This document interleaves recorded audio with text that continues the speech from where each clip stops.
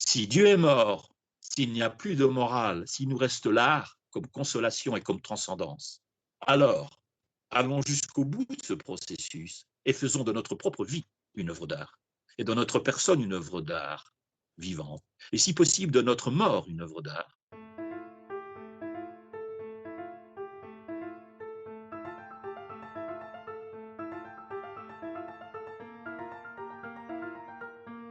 Bienvenue sur Esthétiquement Incorrect, un podcast qui donne la parole à des artistes, des intellectuels et autres esprits créatifs. À l'occasion de la sortie de son nouveau livre, L'ivresse artiste, une étude comparée entre Baudelaire et Flaubert, prévue pour le mois de mars 2021, j'ai tenu à rencontrer Daniel Salvatore Schiffer, un professeur de philosophie de l'art à l'Académie royale des beaux-arts de Liège. En plus d'avoir des opinions bien tranchées sur divers sujets de société, Daniel Salvatore Schiffer est un grand théoricien du dandysme, sujet sur lequel il a écrit plusieurs livres comme La métaphysique du dandysme, Le traité de la mort sublime ou encore Le dandysme, dernier éclat d'héroïsme. Il est également l'auteur de plusieurs biographies dont celle d'Oscar Wilde, Lord Byron ou encore David Bowie. Bonne écoute. Je m'appelle Daniel Salvatore Schiffer. À Milan, j'ai été pendant 10 ans presque professeur de littérature contemporaine et de civilisation moderne dans les cadres du cours de l'Université de Grenoble au Centre culturel français de Milan. J'ai été éditeur pendant longtemps, quelques années, dans une grande maison d'édition à Milan. Et puis, je suis actuellement professeur de philosophie de l'art à l'École supérieure de l'Académie royale des beaux-arts de Liège, en Belgique. Je fais des conférences un petit peu partout dans le monde et j'ai publié plus de 30 livres à ce jour, qui sont traduits dans le monde entier. Et une bonne partie de cette œuvre est consacrée justement au dandysme. J'ai publié une biographie d'Oscar Wilde en 2009 chez Gallimard, dans la collection Folio-biographie, un texte inédit. Une biographie de Lord Byron, toujours chez Gallimard, dans la collection Folio-biographie. Et puis, en 2007, un important essai sur le dandysme qui s'appelle Philosophie du dandysme, une esthétique de l'âme et du corps, publié aux presses universitaires de France. Et puis, 2 ans après, en 2010, la suite, le dandysme, dernier éclat d'héroïsme, c'est la définition que donne Baudelaire du dandy et du dandysme dans Mon cœur mis à nu, et plus exactement encore dans sa critique d'art, le peintre de la vie moderne. Et puis, j'ai publié un beau livre, ce qu'on appelle un beau livre, un livre illustré, Le dandysme, la création de soi chez François Bourin, éditeur à Paris. J'ai publié une autre biographie, un livre illustré d'Oscar Wilde qui s'appelle Splendeur et misère d'un dandy aux éditions de La Martinière. J'ai publié un livre sur David Bowie, toujours par rapport au dandysme, je suis uniquement concentré là-dessus pour le moment, qui s'appelle Petit éloge de David Bowie, le dandy absolu. Puis aussi un livre qui s'intitule L'ivresse artiste, c'est un essai. Un double portrait sur Baudelaire et Flaubert, dont on commémore en cette année 2021 le bicentenaire de la naissance pour l'un et pour l'autre, puisque Baudelaire est né en avril 1821 et Flaubert en décembre 1821. C'est un portrait croisé, un double portrait. Donc ce n'est pas une bio de Baudelaire ou de Flaubert, c'est une analyse comparée de leurs textes, de leurs idées, de ce qui les lie intellectuellement, artistiquement. Ils se sont connus, ils se sont défendus mutuellement, puisque les Fleurs du Mal de Baudelaire ont eu un procès l'année même de sa parution en 1857, qui est aussi l'année de la parution de Madame Bovary de Flaubert. Et tous les deux ont eu un procès pour outrage aux mœurs. Baudelaire a défendu Flaubert, Flaubert a défendu Baudelaire. Il y a une superbe correspondance entre eux à ce niveau-là. Tout ça est dans mon livre, L'ivresse artiste. Pourquoi l'ivresse artiste? Parce que c'est ainsi que Maupassant, le principal disciple de Flaubert, a défini Flaubert lui-même lorsqu'il est mort. Dans l'éloge posthume que Maupassant rédige pour Flaubert, il le décrit, il dit que c'est l'ivresse artiste parce que c'était un homme soucieux de la perfection formelle, de la beauté stylistique, et qui travaillait d'arrache-pied, même si ça ne se voit pas dans son style, qui est un style limpide et fluide, mais qui travaillait beaucoup pour arriver à une perfection de la langue et du style, la recherche de la perfection. Donc c'est ça l'ivresse artiste. C'est une véritable mystique de l'écriture, comme il y a une véritable mystique du dandysme d'ailleurs chez Baudelaire. Voilà, ça c'est le résumé très succinct de l'ivresse artiste qui va paraître. Est-ce que vous pouvez donner une définition du dandysme pour les gens qui ne savent pas ce que c'est, ou alors qui se font une fausse idée de ce terme qui est un peu galvaudé aujourd'hui? Bien sûr. Alors moi, ce qui m'intéresse, ce n'est pas le côté superficiel, bling-bling, du dandysme, même si, bien sûr, je ne le néglige pas, je ne le nie pas. Moi, ce que j'essaie de faire, c'est de chercher les racines, les bases philosophiques, métaphysiques, esthétiques, théologiques même, littéraires du dandysme. Alors, pour faire bref, vous pourrez prendre le fameux aphorisme d'Oscar Wilde dans les formules et maximes à l'usage des jeunes gens. Le dandysme consiste à faire de sa vie une œuvre d'art et de sa personne une œuvre d'art vivante. C'est faire en sorte que l'art ne soit pas seulement dans la peinture ou dans la musique ou dans la sculpture, ce qu'on appelle les arts plastiques ou les arts visuels ou la musique. Le dandysme, c'est aussi dans sa propre vie, faire de sa vie une œuvre d'art. C'est ce que dit Oscar Wilde. Et faire de sa personne une œuvre d'art vivante. Mais alors, quand je dis une œuvre d'art vivante, c'est pas seulement dans l'habillement, dans la mise, comme dit Barbey de Revilly et aussi Baudelaire. C'est pas seulement dans la mise ou dans la posture. C'est aussi dans la gestuelle, dans la voix, dans l'attitude. C'est l'extérieur de la personne qui révèle l'intérieur de la personne. L'extériorité révèle l'intériorité. C'est une chose qu'Oscar Wilde explique très bien dans son testament littéraire, qui est De Profundis, qu'il a écrit en prison en 1895, lorsqu'il a eu son procès, et ça a été publié en 1897, 2 ans après sa sortie de prison de Reading. L'extérieur révèle l'intérieur. Le corps révèle l'âme. Et ainsi, le dandysme, pour moi, est aussi la tentative, parfois désespérée, de réunir l'âme et le corps contre 2000 ans, 2500 ans de dualisme platonicien et judéo-chrétien à la suite du platonisme. Donc le dandysme, c'est ça aussi pour moi une portée philosophique, métaphysique, qui est de réunir l'âme et le corps, où le corps devient l'expression de l'âme, de l'esprit. C'est la beauté intérieure. La beauté extérieure révèle la beauté intérieure. Donc c'est un véritable défi, le dandysme, dans ce sens-là. C'est une ascèse. C'est à la fois un hédonisme épicurien, la recherche du plaisir, mais aussi une ascèse spirituelle parce qu'il y a une discipline. Il y a une véritable discipline, il y a une rigueur de la pensée, des images et aussi dans l'art. Et donc, c'est pour ça que je dis que c'est un mixte d'hédonisme épicurien, c'est-à-dire de recherche du plaisir, mais aussi d'ascèse stoïcienne, de discipline. Donc, ça fait déjà 2 choses. Mais le dandysme peut être aussi la mise en art, une œuvre d'art de sa propre mort. C'est pour ça que je me suis intéressé à David Bowie et son dernier album Black Star, parce que lui, il n'a pas seulement fait de sa vie une œuvre d'art, ni de sa personne une œuvre d'art vivante. Bowie, bel homme, artiste, tous ses avatars, ce sont des dandys, Ziggy Stardust, Aladdin Sane, tout ça. Mais il a fait en plus de sa mort une œuvre d'art qui se voit dans son dernier album Black Star, qui est un tombeau métaphysique, un tombeau musical, où il met sa mort, en image, telle une véritable œuvre d'art. Et ça se voit notamment dans ces 2 clips vidéo, Lazarus, qui est donc la métaphore de Lazare, qui ressuscite d'entre les morts, selon l'Évangile. Et puis aussi la plage titulaire, Black Star, où il est dans l'au-delà. Dans Lazarus, il met en scène son agonie à l'hôpital, puisque Bowie sait qu'il va mourir. Il a un cancer du foie incurable. Il sait qu'il va mourir. Il fait ce dernier disque comme un hommage à ses fans, entre guillemets. Et Lazarus est le clip vidéo qui montre son agonie sur un lit d'hôpital, avec une très très belle musique, très poignante, très douloureuse. Et puis l'autre, Black Star, eh bien là, c'est carrément dans l'au-delà, dans un autre monde, un monde parallèle, un arrière-monde, comme dirait Leibniz. Eh bien, il est le dandy absolu dans le sens où il fait aussi de sa mort une œuvre d'art.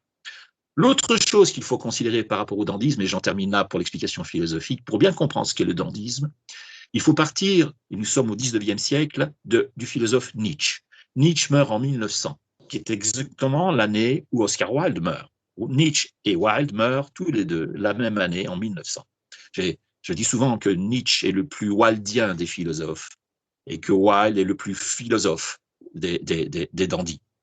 Eh bien, il faut partir du présupposé de Nietzsche, dans le prologue d'Ainsi parlait Zarathustra, et aussi dans le paragraphe 175 du Gai Savoir, qui est peut-être mon livre préféré de Nietzsche avec Par-delà bien et mal, il dit ceci: Dieu est mort. Nietzsche proclame la mort de Dieu. Si Dieu est mort, l'aspect théologique s'effondre. Il reste ensuite, deuxième aspect, l'aspect éthique. La morale, l'éthique remplace Dieu. Mais Nietzsche se situe par-delà le bien et le mal, comme l'indique le livre qui vient juste après, Ainsi parlait Zarathustra. Et donc, si le divin, la théologie, le religieux s'effondrent, Dieu est mort. Si la morale est critiquée, les valeurs judéo-chrétiennes critiquées par Nietzsche, qu'est-ce qui va rester à l'homme pour donner un sens à sa vie? En l'absence de Dieu, en l'absence du bien et du mal, en l'absence de toute transcendance, qu'est-ce qui va pouvoir donner à l'homme alors un sens pour ne pas tomber dans le nihilisme ou le désespoir? Eh bien, l'art, avec un grand A. C'est ainsi que Nietzsche invente cette figure sublime du philosophe-artiste, c'est-à-dire un philosophe qui a une sensibilité d'artiste, et un artiste qui a une intelligence, des préoccupations de philosophe. Ce philosophe-artiste, il est incarné dans la figure de Zarathustra. Si on va plus loin, ce philosophe-artiste, c'est ce que j'entends moi par le dandy. Si Dieu est mort, s'il n'y a plus de morale, s'il nous reste l'art comme consolation et comme transcendance, alors allons jusqu'au bout de ce processus et faisons de notre propre vie une œuvre d'art, et de notre personne une œuvre d'art vivante, et si possible de notre mort une œuvre d'art, comme le voulaient les philosophes grecs de l'Antiquité grecque, et donc naît le dandy.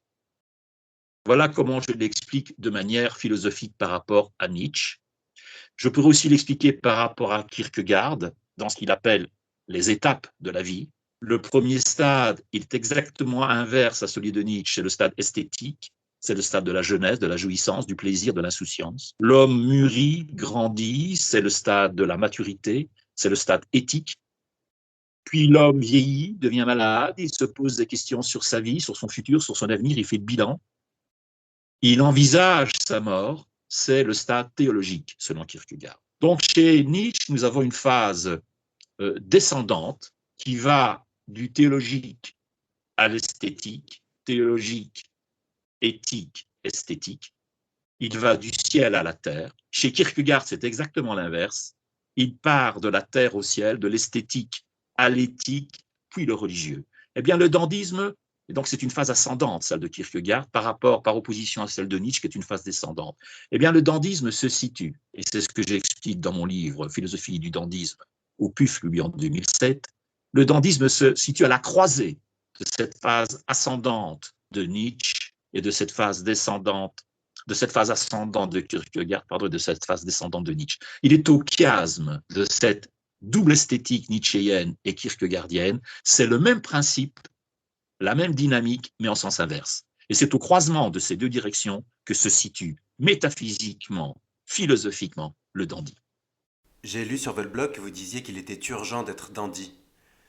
Pourquoi est-ce que c'est si urgent? Urgent d'être dandy, c'est une métaphore, ça veut dire qu'il est urgent de rechercher la beauté. Dans le monde dans lequel nous vivons, et ça se voit avec cette terrible époque, cette terrible ère du coronavirus, du Covid-19, dont je ne nie bien sûr pas ni l'ampleur ni la gravité, la question n'est pas là. Mais je dis simplement qu'il sert parfois d'alibi pour nos dirigeants politiques et pour le monde matérialiste, capitaliste, ce que vous voulez, pour détruire ou embrigader l'âme, la beauté, l'art. Et le dandisme, justement, en cette ère singulièrement, est une façon de se révolter contre le conformisme ambiant, contre la pensée unique, contre la dictature sanitaire, ou en tout cas ses dérives au sein de notre de nos prétendues modernités, au sein de nos prétendues démocraties. Dieu sait si j'aime la liberté, Dieu sait si j'aime la démocratie, mais je trouve que notre démocratie aujourd'hui est bien mal en point, que notre monde moderne est en piteux état. Et donc le dandisme est un des moyens de sublimer l'uniformité de la pensée, la banalité de la vie aujourd'hui, l'ennui. Le dandisme est une forme de révolte, est une forme de résistance à la laideur du monde contemporain. Je trouve que le monde d'aujourd'hui est un monde laid. Il manque de beauté, il manque de projet, il manque d'idéal, il manque d'élévation spirituelle. Parce que quand je parle de beauté, je ne parle pas seulement de la beauté physique, de la beauté artistique. Je parle avant tout de la beauté intérieure, de la beauté spirituelle, de ce qu'il y a de plus beau chez l'homme, chez l'être humain.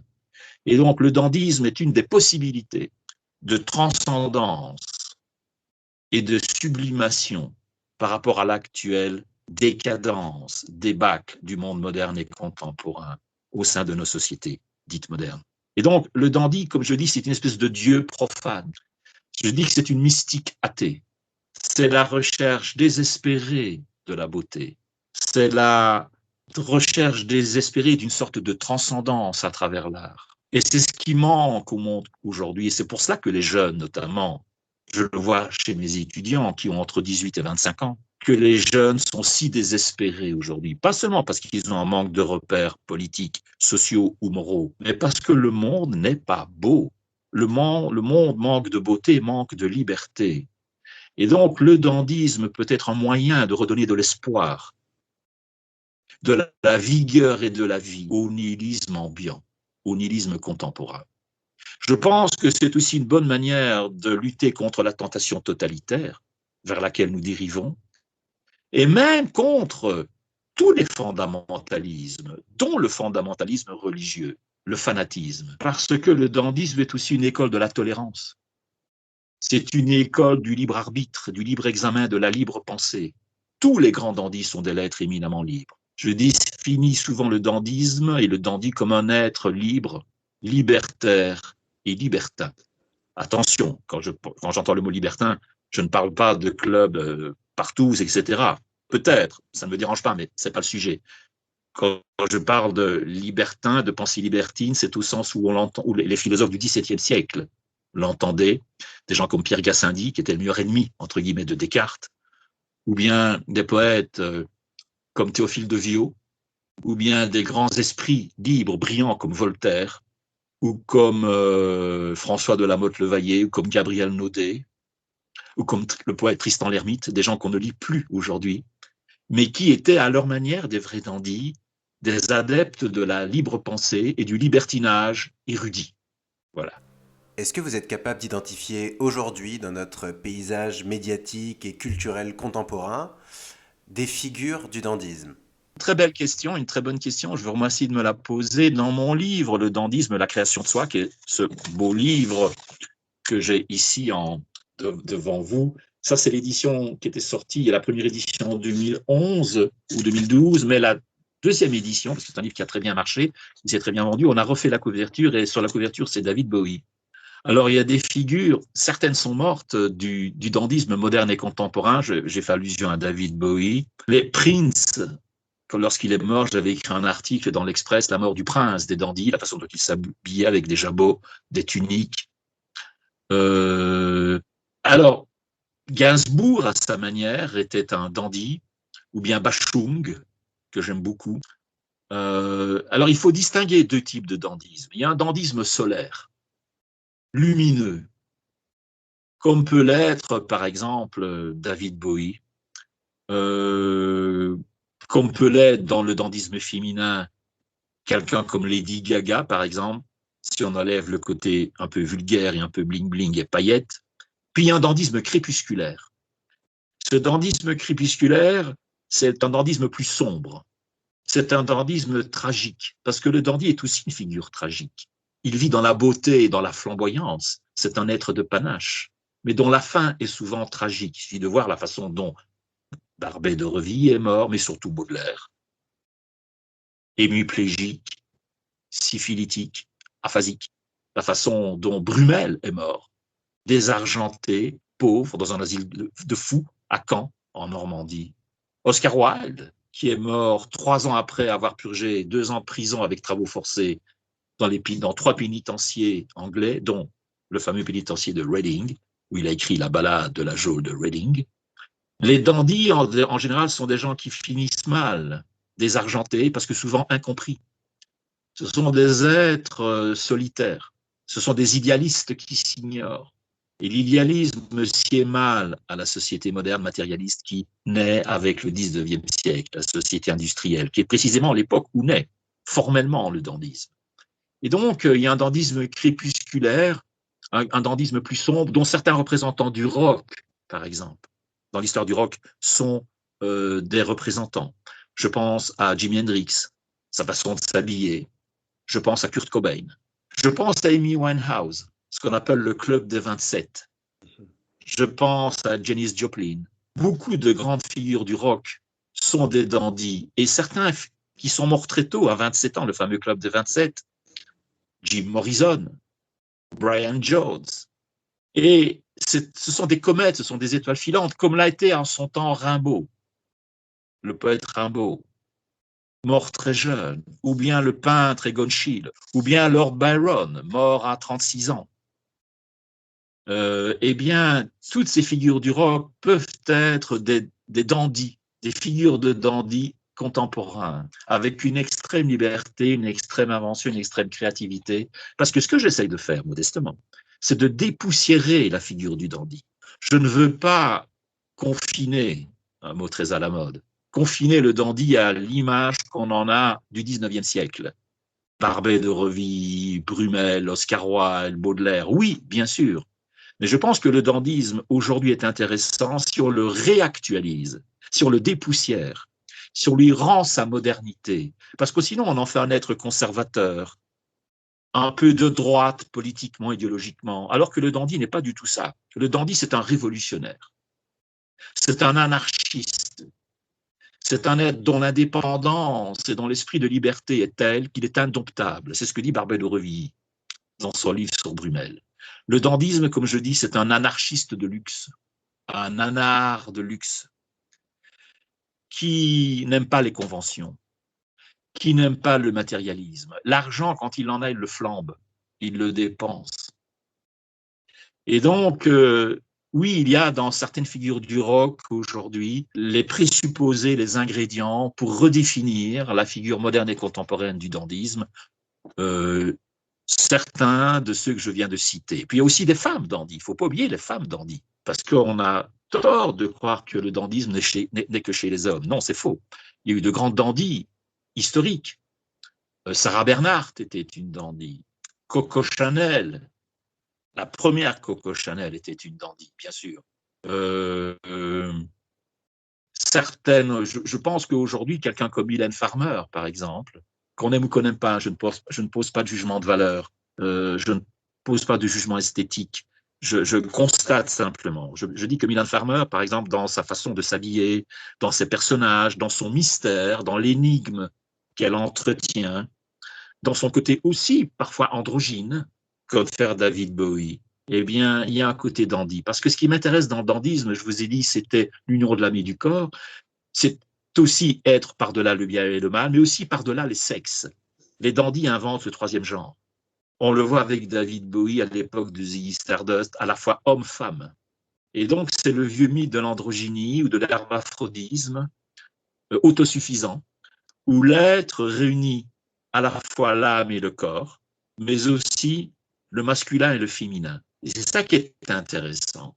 C'est pour ça qu'il est au-delà du binarisme sexuel, au-delà du binarisme moral. C'est pour ça que c'est un être éminemment libre et au sens fort du terme, je dirais au sens kantien du terme, un être transcendantal. C'est-à-dire qu'il transcende les clivages, il transcende les oppositions, il transcende le binarisme, le manichéisme, dans lequel, depuis trop d'années, depuis maintenant, je répète, 2500 ans avec la naissance du platonisme, eh bien, ce binarisme, ce dualisme, qu'il soit sexuel, moral, philosophique, ontologique, dans lequel, hélas, la société a trop souvent versé, y compris sur le plan politique d'ailleurs.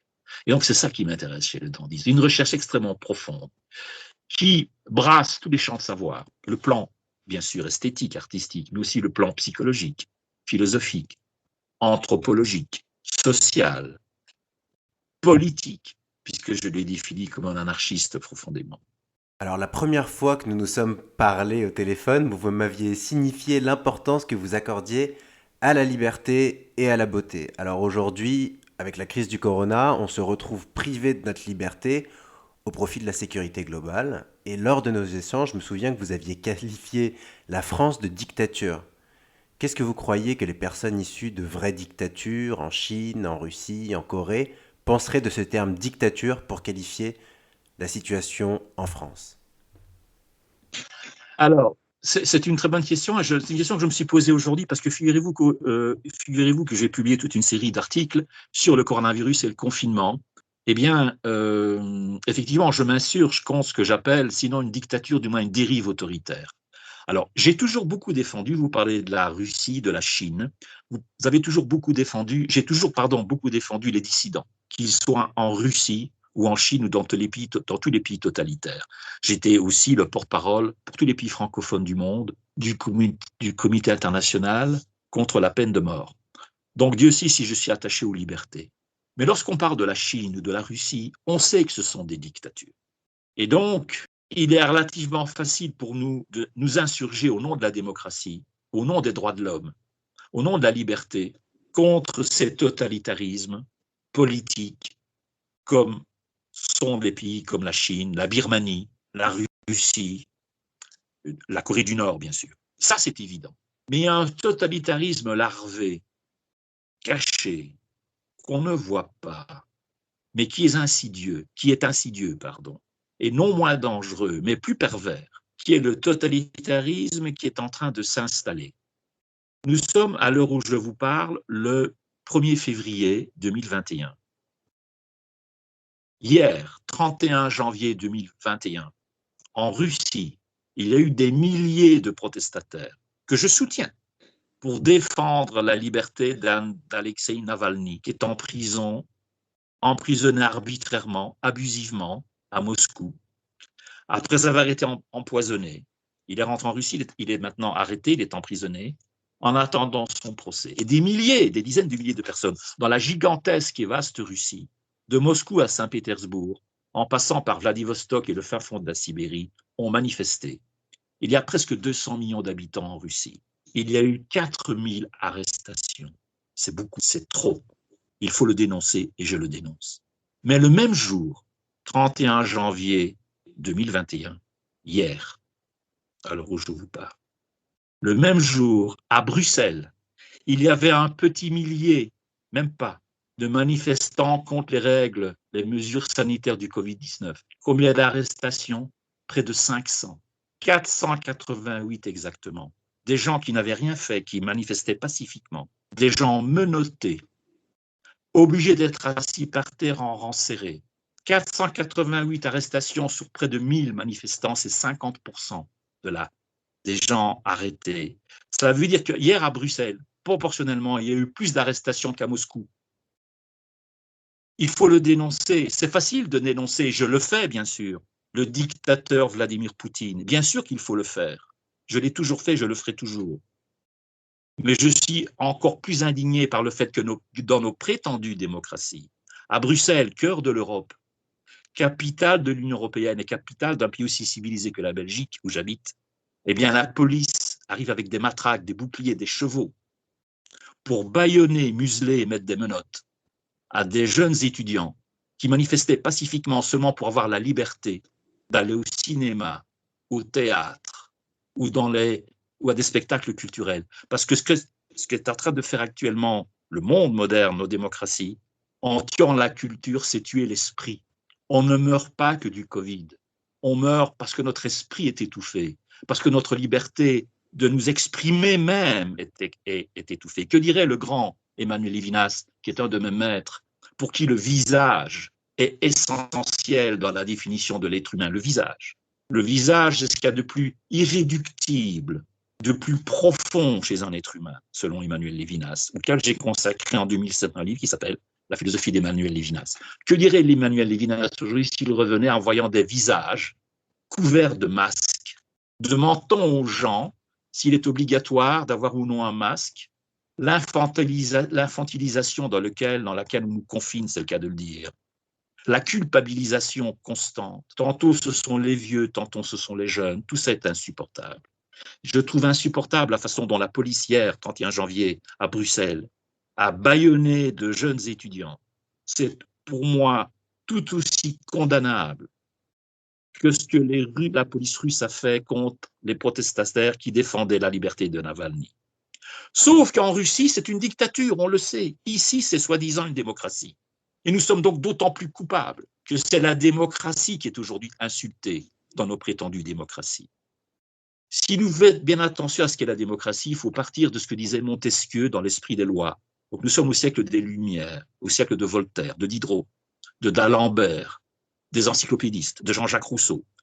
Il n'y a pas de démocratie sans séparation des trois principales instances de pouvoir, c'est-à-dire le législatif, le Parlement, l'exécutif, le gouvernement, et le judiciaire, les tribunaux, le code pénal. S'il n'y a pas séparation entre ces trois pouvoirs, il n'y a pas de démocratie. Or, qu'est-ce qui se passe aujourd'hui? C'est que nos chefs d'État, nos responsables politiques, prennent des décisions unilatérales, arbitraires. Je ne parle même pas de leur incohérence ou de leur non-sens, mais ils prennent des décisions sans jamais consulter le Parlement, sans jamais consulter la population, alors que la démocratie, c'est le pouvoir au peuple. Bref, c'est une négation, c'est un déni de ce qui est le fondement même de la démocratie, à savoir la séparation des pouvoirs. Quand un gouvernement des ministres se substitue au Parlement, se substitue aux lois, ou que des maires, des bourgmestres ou des maires de ville décrètent que pour ceci ou pour cela, il y aura telle ou telle amende, à tel ou tel montant. Alors, à Bruxelles, c'est autant, à Liège, c'est autant, à Paris, c'est autant, à Marseille, c'est autant. Dans une anarchie et une cacophonie absolument indescriptible, je trouve que c'est antidémocratique et je le dénonce, au même titre que je dénonce la dictature nord-coréenne, la dictature chinoise ou la dictature russe. Je trouve qu'avant d'aller faire la leçon aux autres, il faudrait peut-être que nous nous regardions nous-mêmes dans un miroir et que nous lavions nous-mêmes notre propre linge sale. C'est trop facile, sinon, d'aller faire la leçon aux autres constamment. Et, en plus, ça provoque des dégâts terribles qu'on a vus en Syrie, pas en Syrie, mais en Libye, en Irak, avec des effets pervers extrêmement contre-productifs. Et donc, les totalitarismes, il faut les dénoncer partout, mais aussi chez nous. Voilà, c'est ça que je veux dire. Donc, j'ai un propos extrêmement nuancé. Par rapport à la liberté d'expression, je sais que vous dites tout ce que vous pensez, à tel point qu'en 2014, vous avez été menacé par des islamistes après avoir appelé toutes les communautés à dénoncer des crimes intégristes. Je me demandais si cet événement-là vous avait rendu un peu plus sceptique lorsqu'il s'agit maintenant de libérer votre parole pour dénoncer des choses aussi graves. D'abord, vous avez employé un mot que j'aime bien, c'est le mot scepticisme. Je ne suis pas pessimiste, pas plus que je ne suis optimiste. Je pense que le pessimisme et l'optimisme, c'est les deux faces de la même médaille de Janus. Je suis par contre sceptique, c'est pas pareil. C'est-à-dire que j'ai un esprit critique, j'ai une analyse critique. Je suis sceptique au sens où Montaigne était sceptique. Je suis sceptique au sens où Nietzsche était sceptique. C'est-à-dire qu'il y a chez moi toujours un examen critique avant de porter un jugement, quel qu'il soit. Et le moins possible des jugements moraux. Je n'aime pas les jugements moraux en général. Mes jugements sont des jugements philosophiques, esthétiques, mais rarement moraux et encore moins religieux. Et donc, pour moi, la liberté de penser, la liberté d'expression, la liberté de parole est fondamentale. Ce n'est pas parce que j'ai été menacé, effectivement, et à plusieurs reprises, que je me tairai. Au contraire. J'ai défendu la liberté de parole à l'époque où Charlie Hebdo, où les pauvres caricaturistes de Charlie Hebdo et certains journalistes de Charlie ont été trucidés, massacrés de façon absolument abominable. J'étais un des premiers dans un article dans le Nouvel Obs, à l'époque, sur le site de l'Observateur, à dire « Je suis Charlie ». J'ai continué à le faire là maintenant pour les 5 ans de Charlie. J'ai toujours défendu la liberté d'expression. J'ai toujours défendu, par exemple, les dissidents russes. J'ai publié, lorsque j'étais éditeur à Milan, les mémoires d'Andrei Sakharov. Donc, pour moi, la liberté de penser, c'est absolument fondamental. Je suis ce qu'on appelle un intellectuel engagé. Un de mes maîtres, de ce point de vue-là, c'est Albert Camus. Parce que Albert Camus associe à l'engagement l'humanisme. Et c'est ça qui m'intéresse, c'est l'humanisme. Tous mes maîtres, tous mes modèles sont des humanistes. Erasme de Rotterdam, Thomas More, Giordano Bruno, Léonard de Vinci, Tommaso Campanella, Pomponazzi, tous ces gens-là, les grands esprits de la Renaissance sont mes maîtres, pour autant que j'ai des maîtres, et aussi les grands esprits du siècle des Lumières. Voltaire en premier lieu, qui a écrit notamment son magnifique traité sur la tolérance à l'époque de l'affaire Calas. J'ai une grande admiration pour Émile Zola lorsqu'il défend dans son J'accuse Alfred Dreyfus, et puis tous les signataires qui ont défendu ensuite Émile Zola, qui avait lui-même défendu Dreyfus. Donc partout, je défends quand c'est possible les droits de l'homme et de la femme, et je continuerai à le faire. Je sais le prix que ça peut coûter. Je connais la fin de Jaurès, de Jean Jaurès. Je connais la fin de Martin Luther King. Je connais la fin tragique de grands hommes et de grandes femmes qui ont défendu les droits de l'homme, mais ça n'empêche pas mon combat. Mais parfois, la chose est tellement désespérante, le monde est tellement désespérant, que la seule consolation qui vaille pour moi, et là je boucle la boucle, c'est le dandisme, c'est-à-dire l'art. Le dandisme, l'art, est ce qui illumine mon existence, qui l'éclaire. Parce que les combats que j'ai menés, que je mène et que je mène depuis des dizaines d'années sont des combats très durs qui m'ont valu quand même 3 attentats. Lorsque j'ai vécu à Paris, j'ai été protégé par la police. En Belgique, j'ai été protégé par la police. Je ne pouvais plus sortir en public. Je ne pouvais plus prendre le métro, plus prendre le taxi. Je devais rester cloîtré chez moi. J'ai dû faire protéger ma femme et mon fils. Lucidité intellectuelle et le courage qui va avec parfois vous isole, fait que vous êtes incompris. Et donc, le dandisme a été une espèce de refuge pour moi et d'art consolatoire par rapport à la cruauté du monde, parce que j'ai vécu des guerres. Celle de Bosnie et du Kosovo, j'ai vu des innocents massacrés, des femmes, des enfants, des vieillards, toute ethnie confondue et par-delà tout clivage politique, sans diaboliser ni dédouaner personne, en étant le plus objectif possible et en allant sur le terrain surtout pour voir ce qui s'y passait, plutôt que de faire mes papiers, mes tribunes ou mes articles dans mon confort parisien. À l'époque, j'habitais à Paris, ou bien dans les cafés, style Café Flore ou les Deux Magots de Saint-Germain-des-Prés. Je n'aime pas le germanopratisme. Moi, quand j'ai quelque chose à dire, je vais sur le terrain, je ne parle qu'en connaissance de cause. Et je pense que les intellectuels aujourd'hui ont fait beaucoup d'erreurs. Est-ce que vous pensez que les artistes aujourd'hui ont le poids qu'ils mériteraient d'avoir dans nos débats de société? Les artistes aujourd'hui sont dans une mauvaise posture parce qu'ils ont des budgets qui sont rabotés, comme pour la santé d'ailleurs. Les artistes, les lieux de culture aujourd'hui, les galeries d'exposition, les galeries d'art, les musées, les théâtres, les cinémas, tout ça aujourd'hui est limité, est amputé. Et donc, il est difficile d'être un artiste aujourd'hui. Il y a de grands artistes, il y a de grands poètes, de grands musiciens, mais les plus grands, on n'en parle pas. Parce que ce qui compte aujourd'hui, c'est le mainstream, c'est le courant dominant. Alors, on voit toujours les mêmes à la télé. C'est toujours le même style d'émission. Star Academy, The Voice. On voit toujours les mêmes. Pareil, toujours les mêmes chanteurs. Pareil, y compris les Restos du Cœur. Ils se battent pour être là parce que ça leur fait une belle promo. Je ne sais pas si les vrais pauvres, qu'ils en récoltent vraiment. Pareil, les intellectuels et les philosophes, c'est toujours les mêmes qu'on voit à la télé. Je ne veux pas faire de nom parce que certains sont des amis, mais c'est toujours les mêmes qu'on voit sur les mêmes chaînes de télévision. Les vrais penseurs, les penseurs profonds, comme ont pu l'être en France un Michel Foucault, un Roland Barthes, un Jacques Derrida, un Gilles Deleuze, un Jean-François Lyotard, où sont-ils aujourd'hui? Pareil, les écrivains, on voit toujours les mêmes, les best-sellers. Où est Chateaubriand? Où est Balzac? Où est Flaubert? Où est Baudelaire? Je ne veux pas faire de nom là non plus, mais quand vous pensez qu'un tel écrivain qui fait des petits polars vend des centaines de milliers de livres, alors que le grand Verlaine, Sagesse, son principal recueil de poésie, 7 exemplaires. Aujourd'hui, si vous écrivez comme Chateaubriand, on ne vous publie pas. Il faut des petites phrases très sèches, courtes, simples, instantanées, parce que maintenant on lit vite, tout est phagocyté. Alors oui, les philosophes, les artistes, les vrais philosophes, qui ont une pensée profonde, complexe, j'emploie le mot à dessein d'Edgar Morin, la complexité. Les philosophes qui ont une complexité dans la pensée, les vrais artistes profonds qui ont une vraie œuvre, on ne les voit pas, on ne les entend pas, hélas. Parce qu'aujourd'hui, nous sommes dans le règne de l'instantané, du média, du mainstream, de la mode. Et c'est ça qui est triste. C'est ça qui est triste dans notre monde contemporain, c'est que la vraie profondeur, la vraie valeur des choses, à mon avis, hélas, est trop souvent négligée, voire occultée, par ce qui est plus superficiel, plus facile. Il n'y a plus cette exigence qu'il pouvait y avoir avant. Et je ne veux pas, en disant ça, paraître réactionnaire, old-fashioned, ou dire que c'était mieux de mon temps. Non, pas du tout. Pas du tout. Je sais qu'il y a de grands artistes. Je sais que chez mes étudiants, il y a de grands artistes, de grands peintres, de grands dessinateurs, de grands musiciens, extrêmement valables. Mais ils n'ont pas les moyens de s'exprimer, parce qu'on ne les leur donne pas. Et ces gens-là sont seuls dans leur chambre, en train de se désespérer ou de voir comment ils peuvent nouer les deux bouts à la fin du mois. C'est triste. Voilà pourquoi, de nouveau, le dandisme, parce que c'est le dandisme, cette beauté, cette flamboyance et ce panache, cette recherche de la beauté et de l'élévation, la transcendance, artistique et spirituelle, intellectuelle, qui fait que je peux échapper à la laideur du monde moderne, à sa froideur, à son côté intéressé, matérialiste, qui tue l'intelligence.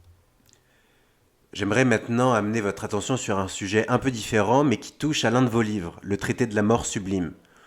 Aujourd'hui, la question de l'euthanasie fait débat, et je sais que vous habitez en Belgique où l'euthanasie est pratiquée. Est-ce que vous pouvez faire un parallèle entre la mort sublime de l'artiste, c'est-à-dire la mise en scène de sa propre mort, et mourir dignement lorsqu'on est atteint d'une maladie grave? Ah bien sûr, c'est une question absolument fondamentale, c'est une question bien sûr morale, éthique, mais pour le dire très franchement, je suis pour l'euthanasie. Je pense que choisir sa mort est un acte à la fois d'une grande liberté et d'une grande dignité. Nous ne choisissons pas le moment de notre naissance. Nous ne choisissons pas le pays, l'espace ou le temps dans lequel nous naissons. Là, nous n'avons qu'une liberté. Mais alors qu'on nous laisse au moins la liberté de pouvoir mourir, quand et où nous l'entendons.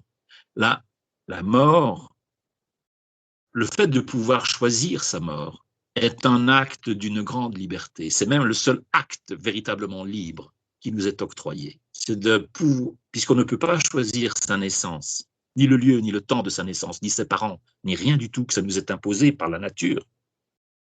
Au moins qu'on nous laisse la liberté de choisir notre mort, surtout lorsque la souffrance est à ce point insupportable. Donc, dans mon traité de la mort sublime, j'aborde aussi cela. Et ce que je regrette, et je reviens à cette époque du coronavirus, c'est que c'est la mort aujourd'hui qui est occultée.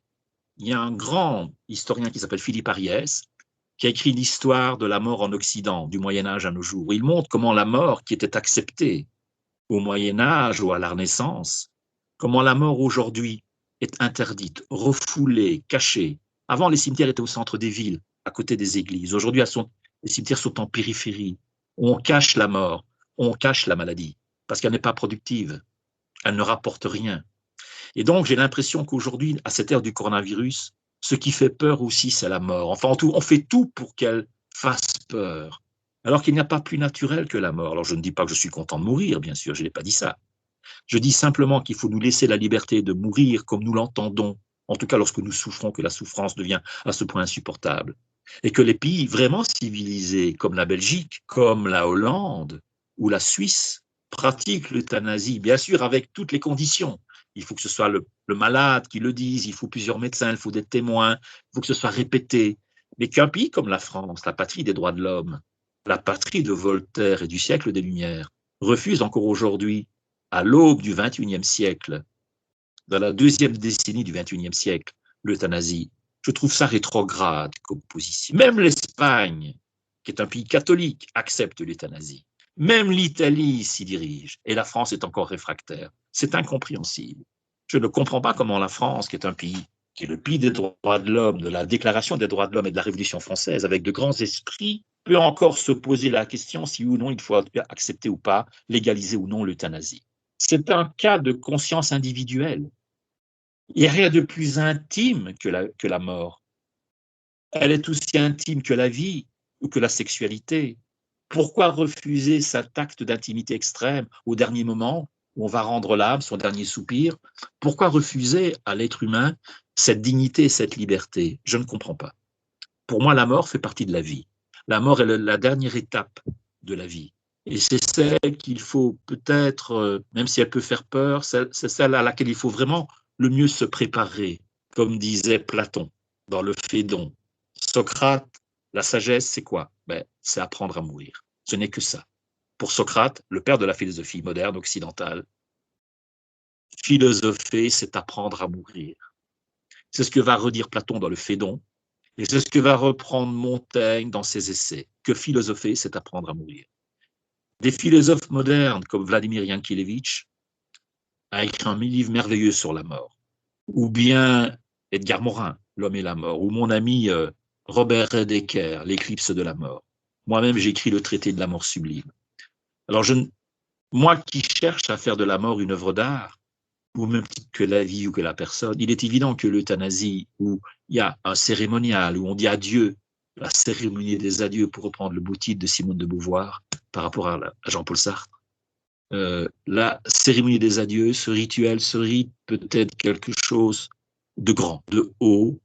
Mourir, oui, mais mourir debout, les yeux grands ouverts vers cet invisible destin, mais qui, pour invisible qu'il est, n'en demeure pas moins inéluctable. Je crois que ce qui fait peur aux gens, c'est que le mot euthanasie fait penser au mot suicide. Et aujourd'hui en particulier, on voit beaucoup de jeunes qui sont déprimés et qui passent à l'acte. Alors il peut sembler au premier abord que mettre en scène sa mort, c'est se suicider. Et le suicide, ça fait peur. Oui, mais je renverrai. Alors, le suicide fait peur, bien sûr. Alors, certains disent, beaucoup disent que le suicide est un acte de lâcheté. Moi, je ne pense pas. Je reprends Albert Camus, que j'ai déjà cité par rapport à son humanisme, le mythe de Sisyphe, essai sur l'absurde, c'est le sous-titre.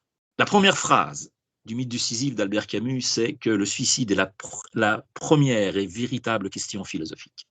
Parce que c'est justement, comme je disais il y a peu, l'acte suprême de liberté. Alors je ne prêche pas pour le suicide, bien sûr. Autant je suis pour l'euthanasie, parce que ça c'est un acte légal, c'est un choix légalisé, libre, le libre arbitre, toujours le libre arbitre. Autant le suicide, je peux le comprendre dans certaines situations. Je ne le condamne pas a priori. Je dis simplement qu'il est dommage qu'un jeune, aujourd'hui par exemple, dans cette époque terrible, maudite, noire, sombre du coronavirus désespérante, qu'un jeune de 20 ans pense à se suicider. Je trouve que c'est triste.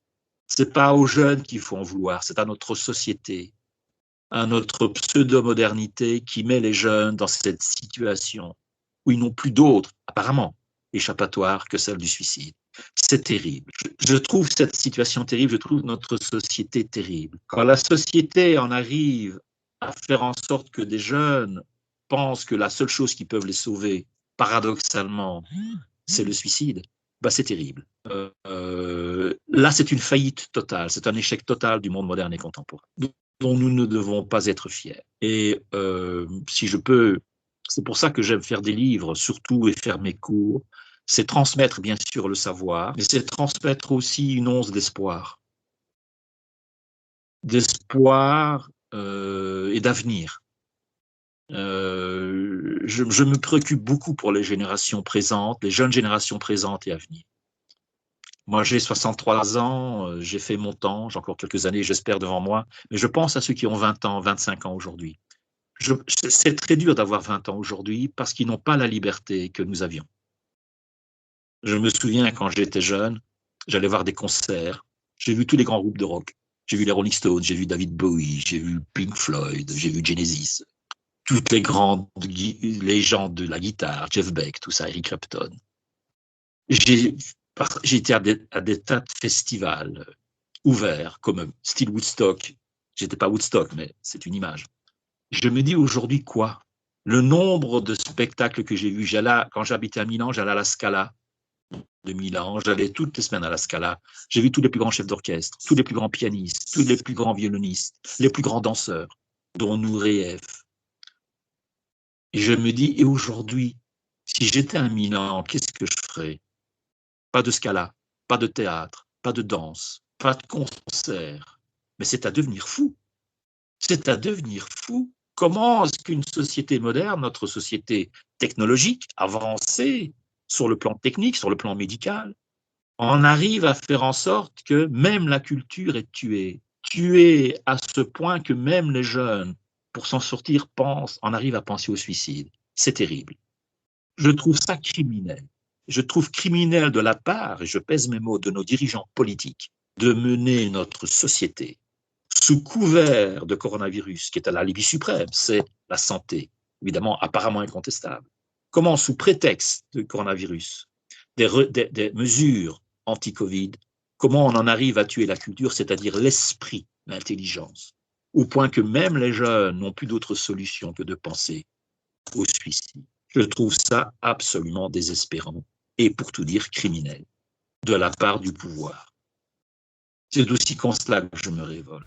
Bon, maintenant que tout le monde est bien déprimé, on a parlé de dictature, on a parlé de suicide, et heureusement qu'il y a l'art. Donc, pour ne pas laisser les gens sur une touche aussi grave, j'aimerais vous demander quelques conseils, ou en tout cas quelques suggestions en termes d'art, en littérature, en cinéma, en musique, ce que vous voulez, au cas où, si on est reconfiné, qu'on ait au moins quelque chose de beau à consommer pour ne pas trop déprimer. Alors, au niveau de la musique, j'ai une grande passion pour Frédéric Chopin.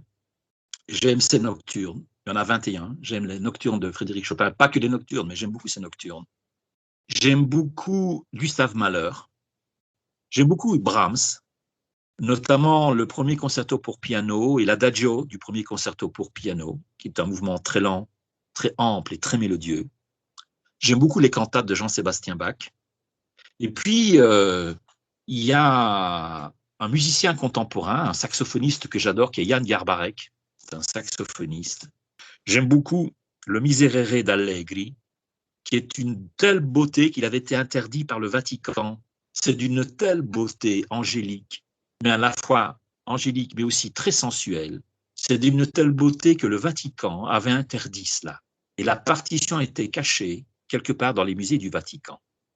Il y a un beau jour, ce que je vous dis est tout authentique, Wolfgang Amadeus Mozart visite les musées du Vatican, la chapelle Sixtine de Michel-Ange, et il entend un chœur jouer, chanter, interpréter le Miserere d'Allegri. Mozart, génie, a mémorisé ce Miserere d'Allegri, il l'a remis sur partition, et c'est lui qui ainsi l'a popularisé. Voilà. En musique moderne, plus contemporaine, j'aime beaucoup Leonard Cohen, un dandy crépusculaire d'ailleurs. Alors en peinture, j'aime beaucoup les grands peintres de la Renaissance. J'aime beaucoup Raphaël, c'est mon préféré, et Léonard de Vinci, bien sûr. J'aime beaucoup Caravage. Il n'est pas de la Renaissance, lui, il est baroque. Et Velázquez. Dans la peinture plus moderne, les impressionnistes, j'aime bien Edgar Degas. Il est moins connu que Monet ou Renoir, mais je le préfère. J'aime beaucoup, beaucoup aussi l'art contemporain, l'art abstrait. J'aime beaucoup le bleu de Klein et le noir de Soulages. Dans le post-pop art, j'aime beaucoup Jean-Michel Basquiat. J'adore ce qu'il fait parce que c'est un mélange de pop art et d'art primitif africain, selon ses propres origines. Et puis la façon dont il est mort aussi. D'ailleurs, j'en parle comme d'un dandy contemporain, Ouais, comme l'était Warhol. J'ai d'ailleurs fait un petit opuscule qui s'appelle Dandy Warhol. Dandy Warhol. Parce qu'en fait, ce serait peut-être bien de terminer là-dessus, d'où vient le mot dandy. Dandy vient d'une ballade écossaise de la fin du XVIIIe siècle, anonyme. Il y avait dans les montagnes d'Écosse un jeune type qui s'appelait Andrew. Et Andrew, il n'était pas homosexuel, mais il était quand même très efféminé. Et il avait l'habitude de courir derrière les filles. Et on disait, Andrew is dandling. To dandle, c'est le verbe. To dandle. Comment est le diminutif d'Andrew? Andy. Andy est le diminutif américain de Andrew. Et donc, Andy is dandling est devenu, on a pris le D de to dandle, on l'a mis à Andy, c'est devenu dandy. Ainsi est né en Écosse, à la fin du XVIIIe siècle, le mot dandy, qui est la contraction du prénom Andy, qui dérive de Andrew, et du verbe to dandle. Il naît en Écosse à la fin du XVIIIe siècle, et c'est une ballade anonyme qui popularise le terme dandy. Dandy is dandling. Cette chanson traverse les montagnes d'Écosse et arrive en Angleterre, à la cour du prince de Galles, à Londres. Et qui était là? Brummel, Lord Alfred Brummel. Et Lord Alfred Brummel a entendu cette ballade écossaise. Et donc, Lord Brummel a popularisé cette chanson écossaise et il a fait sien le dandysme. C'est ainsi que Lord Brummel devient le chantre du dandysme. Le premier grand dandy historique, c'était son contemporain, mon cher Byron. Ils se voyaient tous les deux fréquemment dans les clubs privés pour gentlemen sur le Pall Mall, qui est la grande avenue qui va du centre de Londres à Buckingham Palace. Vous venez d'écouter le deuxième épisode d'Esthétiquement Incorrect. Alors si vous avez aimé, vous pouvez laisser un commentaire, partager l'épisode avec un ami, écouter ou réécouter le premier épisode que j'avais enregistré avec la délicatesse des mots.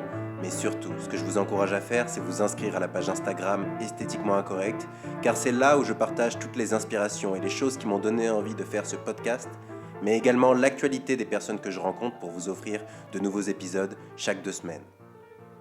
À bientôt.